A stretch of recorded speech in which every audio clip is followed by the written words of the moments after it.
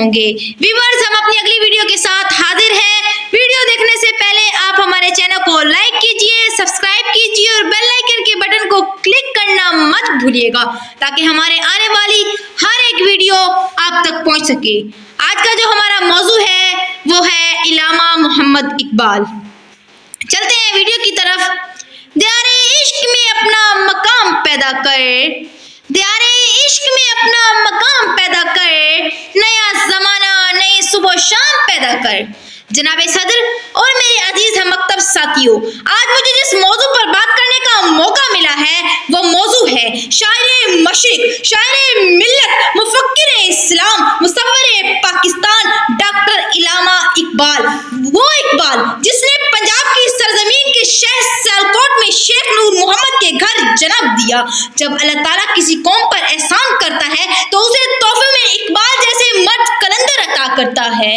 ہزاروں سال نرگس اپنی بے نوری پہ روتی ہے، ہزاروں سال نرگس اپنی بے نوری پہ روتی ہے، بڑی مشکل سے ہوتا ہے چمن میں دید اور پیدا۔ اقبال جیسی ہستیاں ہزاروں سال بعد پیدا ہوتی ہیں۔ اقبال ایک سچے عاشق رسول تھے، وہ مبلغ اسلام تھے، مفکر پاکستان تھے، ان کے ساتھ اسلام کے سچے ہمدرد بھی تھے۔ گنوا دی ہم نے اسلام سے جو میراث پائی تھی، گنوا دی ہم نے اسلام سے جو میراث پائی تھی، ثریا سے زمین پر آسمان نے ہم کو دے مارا۔ وہ وقت کہ جب انسانیت اندھیرے میں گم ہو چکی تھی، مسلمانوں کو غلامی کی زنجیروں میں جکڑے ہوئے تھے، تب اللہ تعالیٰ کو بے بس مسلمانوں کی بے بسی پر رحم آ گیا۔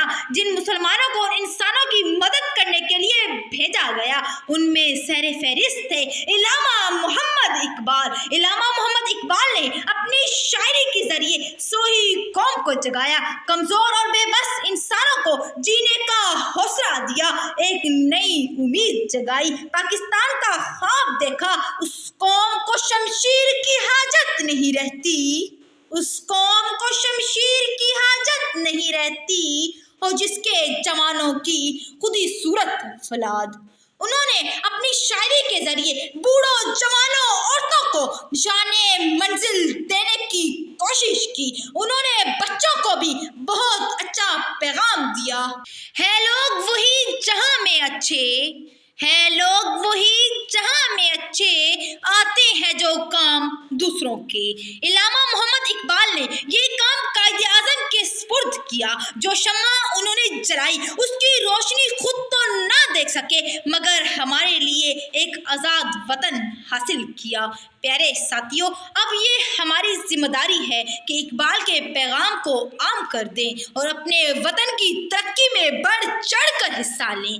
اب میں اپنی تقریر کا اختتام اس شعر سے کرنا چاہوں گی۔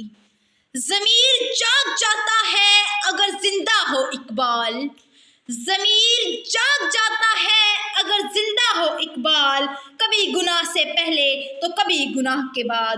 شکریہ۔